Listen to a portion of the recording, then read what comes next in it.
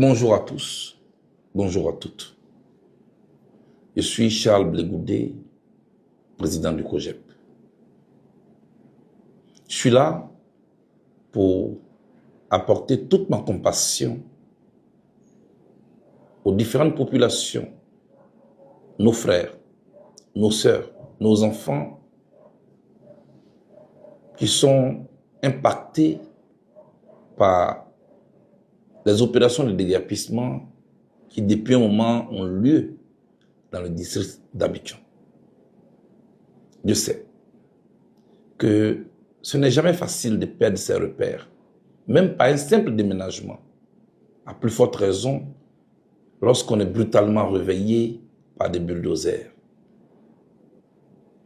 On voit des machines, ils ont tout cassé, toutes nos vies, nos économies, on ne sait plus où partir. Maintenant, on voulait demander à l'État, s'il vous plaît, quand vous construisez des maisons, on a fait des maisons qui sont sociales pour qu'on puisse acheter.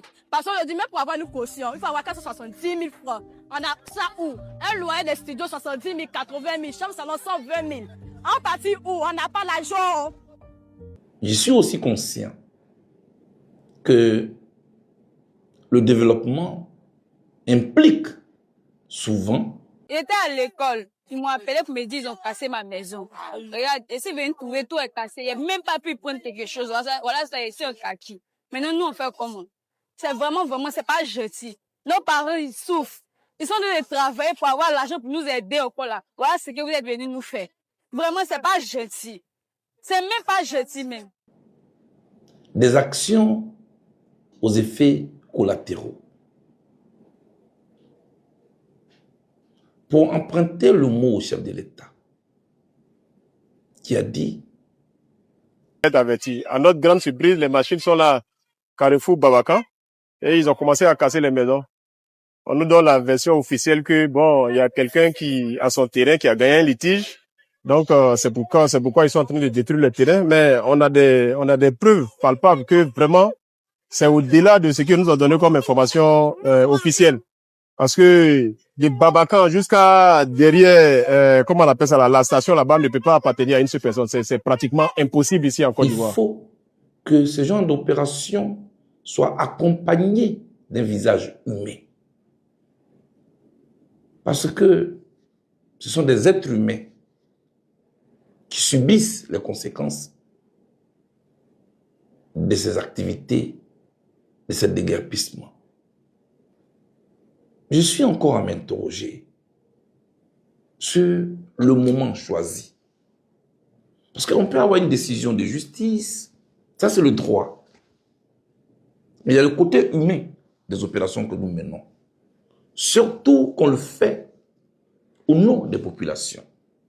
On ne réalise pas un développement au détriment de ceux qui devaient en être les bénéficiaires. Je suis d'autant plus choqué que hier, lundi 8 juin, un monsieur se présente à nous, c'est-à-dire au grand public. Il se présente comme monsieur Boujac, qui serait propriétaire des 34 hectares que lui, il a acquis en plein Abidjan. Il dit, il a acquis ces 34 hectares au moment où il était 3e adjoint au maire, chargé du domaine. Qui lui a octroyé ces 34 hectares? À combien les a-t-il achetés? Sinon, il s'est octroyé ces 34 hectares. Il a bénéficié de sa position de 3e adjoint au maire pour acquérir ces 34 hectares. Ça tombe sous le coup de la loi. Ça tombe sous le coup de la loi. Il faut qu'on en parle. Pire, il dit avoir diligenté une étude d'impact environnemental et social. Il tombe moi dans mon domaine de RSE, c'est-à-dire la responsabilité sociale. des entreprises. Comme il s'est présenté comme un homme d'affaires maintenant. L'étude d'impact environnemental et social a des objectifs.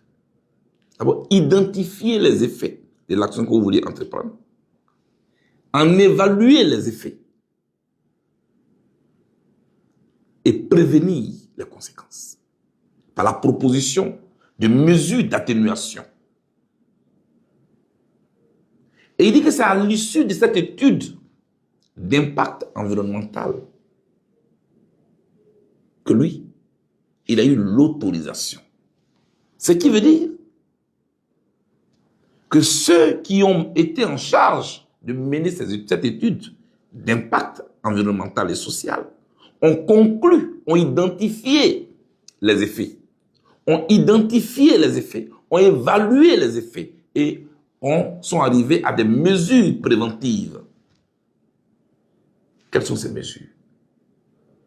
Monsieur Brou, vous êtes peut-être puissant, mais moi je suis venu vous dire, ça ne restera pas comme ça. Moi je prends fait et cause pour ces gens. Je ne sais pas qui vous a envoyé, je ne sais pas sous le prétexte de qui vous agissez. Quand vous voyez ces mères de famille, quand vous voyez ces pères de famille impuissants, quand vous voyez ces étudiants, ces élèves qui sont en pleine période d'examen, assis dans des gravats, ça, ce n'est pas un effet social pour vous. Allez le dire à celui qui vous a donné l'autorisation, que lui aussi tombe sous le coup de la loi, parce qu'il vous a menti, il a menti aux populations. Parce que pour vous donner une autorisation, après étude, c'est qu'il a conclu que les effets identifiés ne sont pas graves. Or, en pleine période de pluie, les parents ne seront pas au parti. C'est un effet social. En pleine période d'examen, des élèves qui sont à la veille du baccalauréat, ça, ce n'est pas un effet social. Ça ne vous dit rien. Et vous venez nous brandir des populations, des documents. Oui, je les ai dégagés. Vous êtes fiers de ce que vous avez fait. Vous et celui qui vous a envoyé. Vous et celui qui a donné l'autorisation. Vous tombez sous le coup de la loi. Je demande aux autorités de prendre leurs responsabilités. On est dans un pays de loi. Quelles ont été les mesures de relogement, de recasement? Quelles sont les mesures compensatoires qui ont été prises à travers votre étude que vous avez faite? Voilà. C'est que moi je suis venu vous dire. Moi je ne suis pas content de ce que vous faites.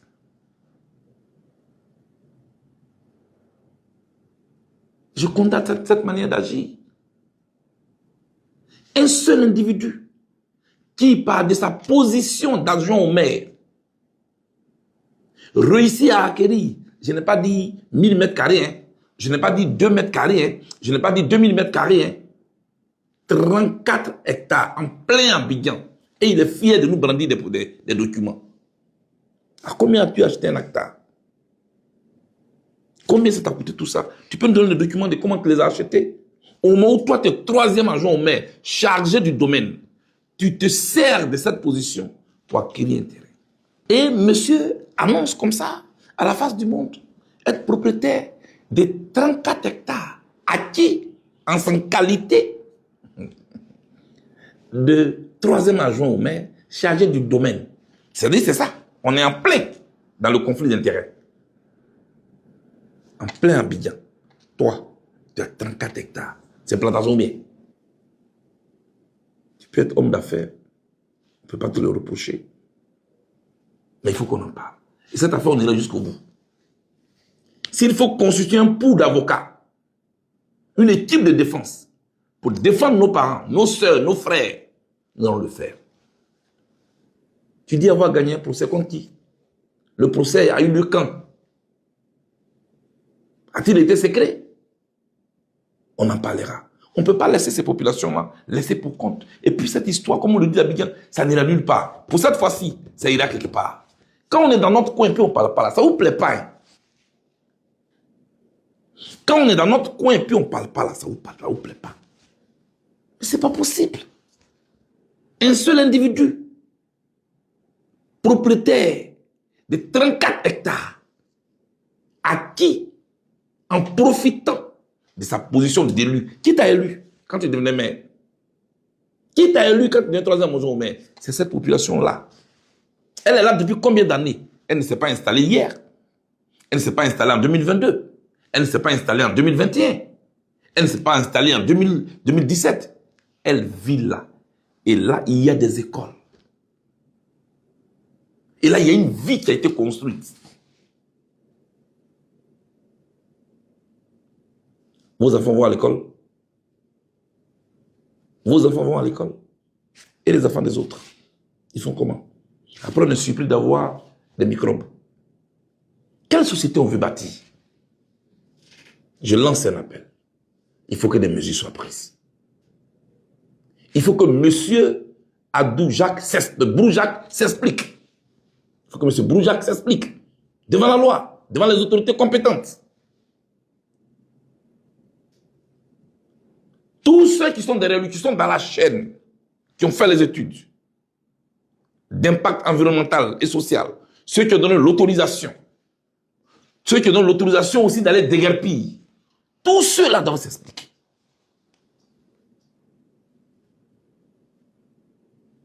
Je suis là pour compatir. Cet engagement, je peux le prendre. Constituer une équipe de défense. Pour suivre cette affaire de près. Je lance un appel à tous les avocats de Côte d'Ivoire qui peuvent être des bénévoles pour venir défendre cette population-là pro bono, c'est-à-dire gratuitement. Ça, au moins, je l'ai appris dans la CPI. Faire cette action pro bono. Notre population a besoin de vous. On ne va pas se lancer des coups de poing.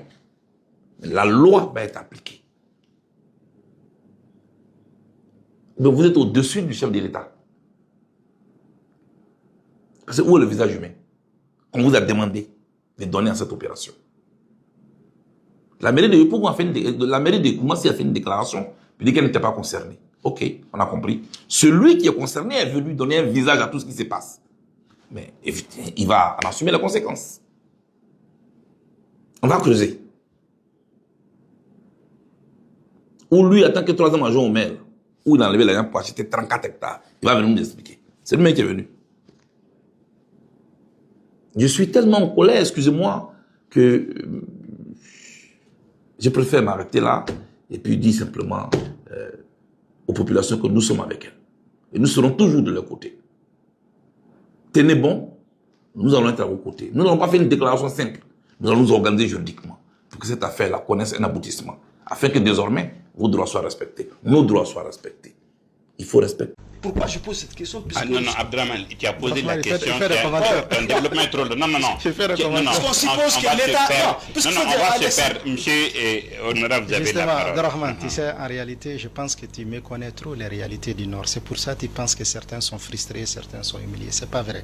D'abord, tu parles des gens qui ont perdu quelque chose. S'il y a des gens qui ont perdu quelque chose au nord du Mali, je te le dis en toute sincérité, c'est les populations de la région de Ménaka. C'est nous là qui sommes restés avec l'État.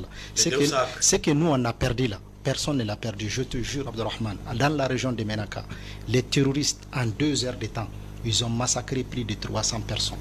300 personnes en moins de 2 heures de temps. Passez sous le poisson. Attends seulement. Attends seulement. Et tu prends la région de Kidal dont tu parles. Ce qui s'est passé en 2 heures de temps dans la région de Ménaka, ça s'est passé pratiquement pendant 5 ans dans la région de Kidal. Et jusqu'à maintenant, jusqu'à preuve du contraire, je vous envoie aux chiffres. Et ce qui s'est passé, franchement, c'est que les gens ont subi dans cette région. Nulle part, peut-être hormis nos frères qui sont au centre du Mali, personne ne l'a vécu. Mais pourtant, Abdurrahman, cela ne nous a pas fait quitter notre pays. Cela ne nous a pas mis dans une posture d'hostilité pour nous allier. Par exemple, et ils se sont alliés à Al-Qaïda qui est dans la région de Kidal.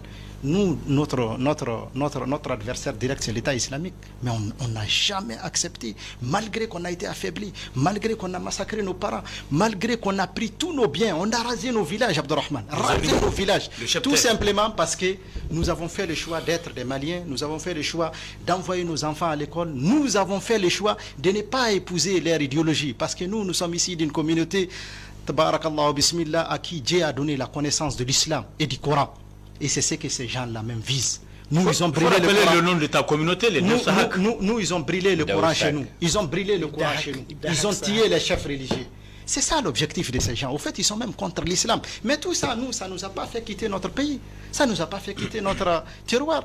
Ce n'est pas pour autant qu'on s'est allié à l'État islamique. Donc ce n'est pas des arguments qui tiennent. C'est pour ça que j'ai dit, il faut être animé de bonne foi. Il faut revenir à la raison. On n'a pas un autre pays en dehors de ces pays. On doit les construire ensemble. Ils sont des Kidal, on est des Menaka, certains sont des Sikasso, des Kai. C'est ensemble qu'on va construire ces pays-là. Oui, justement. Je suis parent, j'ai une petite fille de 2 ans. Je vous ai écouté, je trouve ça lamentable. Mais lamentable. En France, moi je paye des impôts. Et en fait, vous faites quoi avec? C'est ça le résultat. Je vous ai écouté parler, vous me dites la 7e puissance mondiale. J'en ai rien à foutre, excusez-moi. On va rester. Non, mais j'en ai rien à faire. Moi, demain, je vous le dis, ça arrive à ma fille. Je le traque et je vous traque. Tous. Qu'est-ce que ça veut dire, ça? Je mets les moyens financiers, je traque, je règle le problème moi-même. Vous avez la trouille au plus haut sommet de l'État, puisqu'apparemment, on a des pédocriminels dehors dans la nature, et ça choque personne, y compris votre patron premier. Il préfère faire, excusez-moi, une photo avec l'équipe de France, alors que ça vient d'arriver au même moment. Et là, quand j'entends c'est son discours on a entendu tout à l'heure, mais ce monsieur, il est lamentable. C'est lamentable. Vous avez un comportement, excusez-moi, monsieur, mais ça me donne envie de gerber. Regardez Monsieur, ce qui s'est passé. On va rester dans le respect. C'est le principe du forum. Vous êtes déjà venu. Non, mais je sais bien. Mais on s'est toujours parlé franchement, Max. J'en peux plus. On s'est toujours parlé franchement. Oui, c'est vrai. Mais voilà, regardez l'état de la France. Et on a toujours été respectueux. Monsieur Darmanin, regardez l'état de la France. C'est la cata. Dehors, c'est le zoo. Catastrophe. Moi, ça arrive à ma fille. J'ai une fille de 2 ans. Vous êtes parent, monsieur. Imaginez, vous sortez votre rôle de ministre, excusez-moi, vous êtes parent. Ça vous arrive, vous allez faire quoi? Vous allez vriller, monsieur. Vous allez vriller parce que c'est humain. C'est humain. Ces gens-là, ils ont une vie qui est détruite. Monsieur, vous me permettez de vous répondre avec la même franchise que vous l'avez fait. Exactement. Allez-y. D'abord, vous avez raison. Si j'étais citoyen et qu'il m'arrivait ce genre de choses, j'aurais sans doute la même réaction que vous. Je vous le dis avec franchise parce que les enfants, c'est la chose. On apprend à plus être égoïste quand on a des gamins. C'est innocent. Voilà. Et je comprends ce que vous dites. J'ai 2 gamins de 3 et 5 ans. Et quand vous dites on n'est pas courageux, monsieur, j'entends ce que vous dites, mais il se trouve que je suis menacé à la suite de ce qu'on fait sur les narcotrafiquants, et mes enfants aussi vivent sous protection policière parce qu'on veut s'en prendre à eux. Donc j'entends vos arguments, je me permets de vous dire qu'il y a des gens peut-être un petit peu plus courageux que d'autres. Votre patron, il nous a juré des places. Excusez-moi, 30 secondes. Vous parlez des places de prison. Votre patron, qui n'est pas mon président, parce que je ne me représente pas envers ce qu'il dit, il a menti. On en est où dans les prisons? Il préfère dépenser des milliards avec notre argent en Ukraine, mais on ne fait rien en France sur le territoire. C'est la fête au village dans ce pays.